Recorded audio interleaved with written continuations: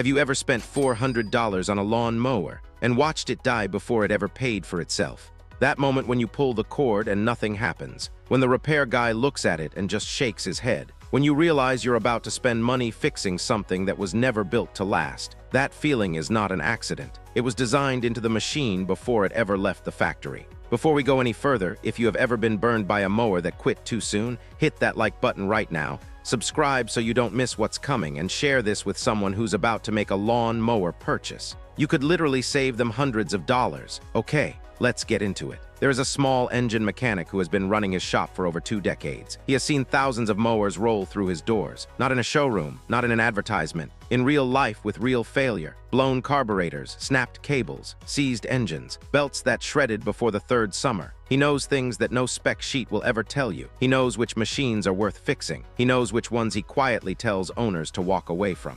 And he knows exactly which mower he went home and bought for himself. That is the story we are telling today.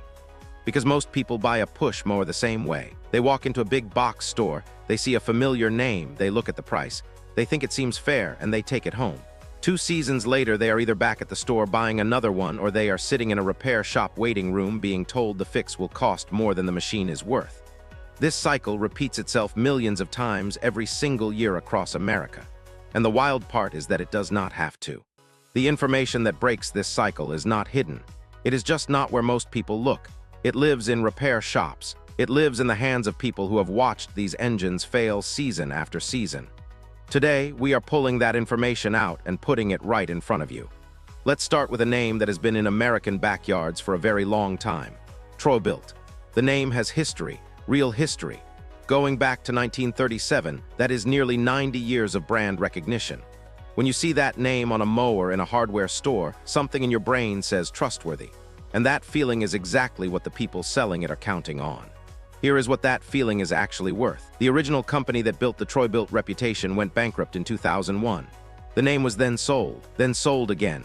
Today it sits under Stanley Black & Decker, who acquired it through MTD Holdings. Troy-Bilt now shares its parts, its supply chain, and its manufacturing infrastructure with Craftsman, Cub Cadet, and Yardman. What was once a single brand with a single focus on quality has become a product label. One of many, applied to machines built to a corporate price point, not to a standard of durability. Someone who worked at the original company put it simply and directly. They said the name today is being put on junk. That is not bitterness from one person. That is a signal. And when you cross-check that signal against consumer feedback, it holds up hard. On Consumer Affairs, Troy-Bilt sits at barely 1 out of 5 stars across more than 600 reviews. That is not a bad batch. That is a pattern. On Home Depot's own website, one of their higher-end push mower models pulls a 3.5-star rating, and less than 2/3 of buyers say they would recommend it to someone they know. Read those reviews and the same problems come up over and over again. Carburetor issues after 1 season. Self-propelled systems that stop working before the 2nd summer. Belt and pulley problems that turn the mower into a lawn ornament. And here is the part that really stings. When buyers try to use their warranty, they are sent from Troy-Bilt customer service to authorized dealers and back again. The carburetor failure, which is one of the most common complaints, is often ruled not covered, even when the buyer also purchased an extended protection plan. The warranty exists on paper. In practice, it is a loop that leads nowhere. You are not buying a machine when you buy Troy-Bilt. You are buying a name that was built by a company that no longer exists, now attached to a product designed around what a major retailer needs it to cost on the shelf. The display looks solid. The price feels reasonable. And then year 2 arrives and the machine starts showing you what it was actually made of. Now here is where it gets more interesting, because the second brand we need to talk about is sneakier. It does not fool first-time buyers. It fools experienced ones. People who have already made one bad mower decision and thought they learned from it. Toro. If you have been around lawn care for a while, you have heard this name spoken with real respect. And that respect is earned. Toro's commercial walk-behind mowers are genuine machines. Professional landscapers run them all day in the summer heat on real properties for real income. These are tools that serious people take seriously, and they hold up. That reputation is not manufactured. It is built on decades of performance in demanding conditions. Here is the problem. The mower sitting on the shelf at your local Lowe's for around $400 is not that machine. It shares the name. It shares almost nothing else. The residential recycler line uses a Briggs & Stratton Easy engine, and Toro markets it with a claim that stops mechanics cold the moment they hear it. No oil change ever. Read that again. A gasoline engine. No oil change ever.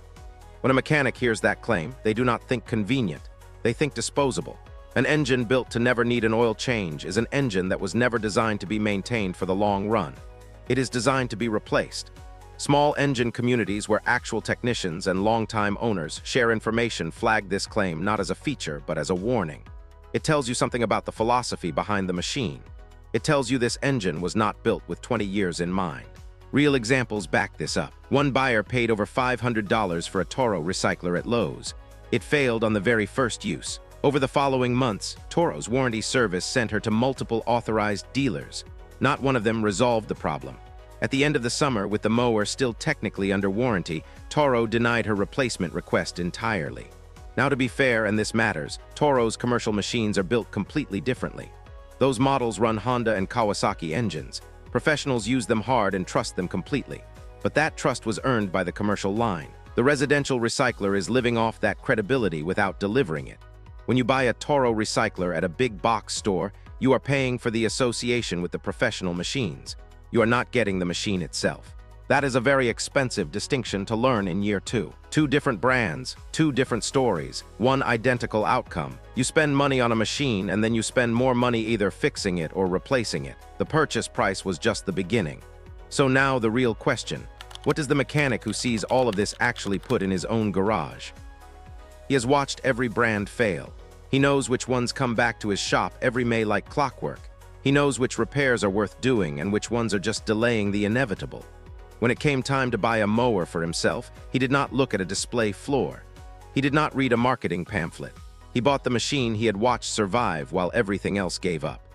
He bought the Honda HRX217. And here is the thing about that choice.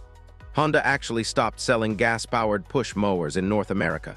They have moved to a battery platform. So what we are really talking about is a machine whose legacy is so strong that even after it stopped being manufactured, people are still seeking out used units, still maintaining them, still trusting them more than anything currently on the shelf. On Lawn Site, which is where professional landscapers and small engine technicians actually talk to each other about equipment, the HRX 217 is described as the best premium residential 21-inch mower ever made. Full stop. Working professionals recommend it for personal use and for light commercial work in the same sentence. That is a remarkable thing to say about a residential push mower. Long-term owners regularly report HRX units running perfectly at 12 years old, at 14 years old, at 17 years old starting on the first pull. These are not outliers being celebrated. These are the expected outcome when you buy this machine and take basic care of it. Here is why those numbers are real and not exaggerated. The HRX 217 uses a knee-zite composite polymer deck, not pressed steel. That means it does not dent, does not rust, and does not corrode. Honda warranties that deck against rust and corrosion not for 2 years and not for 5 years, but for the life of the mower. That is a company making a structural promise because they are confident in what they built. The engine is a Honda GCV 200. It is designed with a minimal internal parts count. Fewer parts means fewer failure points. It is the same engineering philosophy Honda applied across its entire small engine lineup for decades. This engine is not designed to be discarded. It is designed to be maintained and to reward that maintenance with decades of reliable use. Honda never once claimed this engine needs no oil changes. They just built it to run for a very long time if you take care of it. That is an entirely different relationship between machine and owner. The cutting system uses twin micro-cut blades. 4 functions in one: mulch, bag, shred, and discharge. 7 cutting height positions. Rear-wheel drive with a variable speed select drive system that lets you set the pace to whatever you need. The warranty was 5 years for residential use, one of the longest in the category by a wide margin. When Honda made the move to battery power, they brought everything that made the HRX work forward into the new HRXB platform. Same knee-zite deck, same micro-cut blade system, same select drive, same commitment. Gas units from the HRX 217 line still appear at retailers and through resale markets, typically ranging from around $700 to $900. The new battery platform is available through Honda dealers. And because the GCV200 engine was used across so many Honda products over so many years, parts and support remain accessible through Honda's dealer network. This is also a good moment to say something plainly. The Honda is not a budget mower. It never tried to be. If you need to stay under $300, this conversation is a different one. There are situations where budget is the constraint and you work within that. This video is not pretending otherwise. But if you have already replaced one mower, if you have already sat in a repair shop waiting room being told the repair costs more than the machine, if you are done doing that and you want to buy something once and have it still working 15 years from now, the Honda HRX is the answer the mechanic already arrived at a long time ago. And now it's time to check in on something real quick. If this video has already saved you from a mistake you were about to make, do something about it. Drop a comment below with the word HONDA just so I can see how many of you are watching all the way through. And if you have a friend or family member who is about to go mower shopping, pause right now and send this video to them.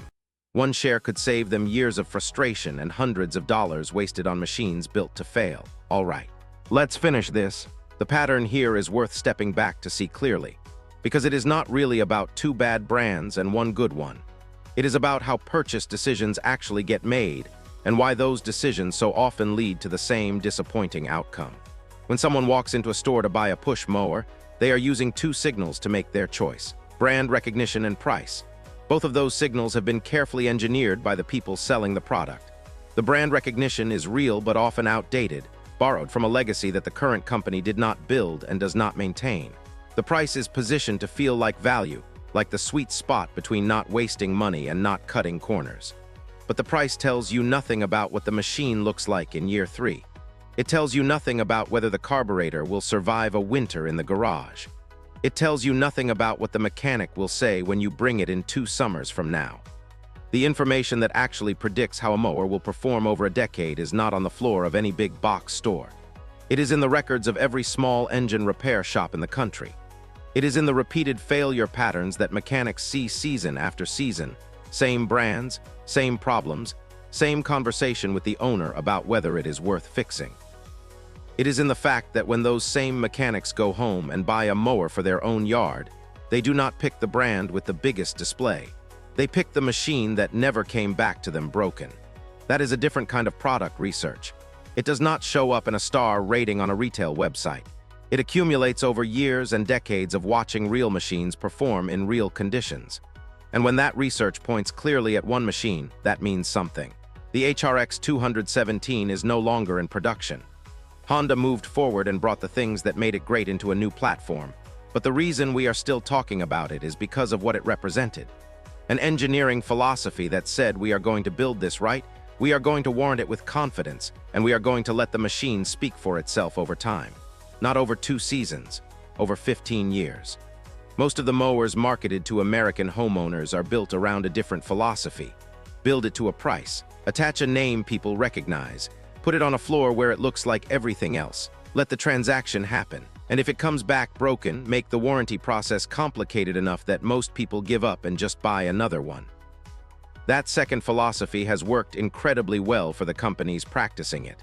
The proof is in the replacement cycle. People keep buying new mowers every 2 or 3 years and calling it normal. It is not normal. It is a system that was designed to produce that outcome. The mechanic sitting in his shop in the middle of summer with 3 broken mowers on his. Lift already knows this. He figured it out not from a YouTube video, but from 20 years of watching it happen in his own hands. He cannot unsee it. And once you understand the pattern, you cannot unsee it either. When you are ready to buy a push mower, ask yourself one question before you look at the price or the brand name on the front. Would the guy who fixes these for a living buy this for his own yard? If the honest answer is no, you already have everything you need to know. Walk past it. Find the machine the mechanic would choose. Buy it once. Take care of it.